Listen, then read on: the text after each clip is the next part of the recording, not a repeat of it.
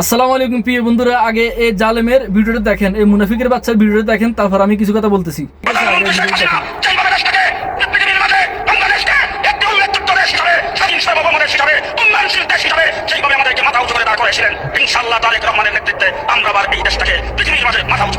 একেতে মুনাফিকের বাচ্চা আলেম না, এই শালা জালেম। দ্বিতীয়ত ভুল করছে এই শালা শেখ হাসিনাকে প্রধানমন্ত্রী বলছে, শেখ হাসিনা হচ্ছে স্বৈরাচার।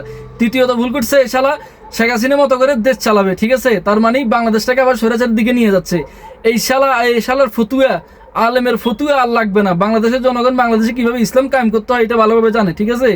বাংলাদেশে এখন জামাতে ইসলামিক দলগুলো ঐক্যবদ্ধ হয়েছে। ঐক্যবদ্ধের মাধ্যমে যদি বাংলাদেশে ইসলাম যদি কায়েম না করতে পারে, কোরআনী আইন যদি না কায়েম করতে পারে, শরীয়ত আইন যদি না কায়েম করতে পারে, তারা গণতন্ত্রের মাধ্যমে বলছে ক্ষমতা আসবে, আসার পর দেখবো তারা দেশটাকে কিভাবে চালায়, ঠিক আছে। জামাতে ইসলাম ওরা যদি স্বৈরাচার হয়ে যায়, কোরআন আইন যদি না আনে, বাংলাদেশে ইসলাম কায়েম যদি না করে, ইনশাআল্লাহ বাংলাদেশের জনগণ এখন কথা বলতে শিখছে, স্বৈরাচার কিভাবে তাড়াতে হয় তা জানে ভালো মতো। রক্ত দিতে শিখছে, জীবন দিতে শিখছে।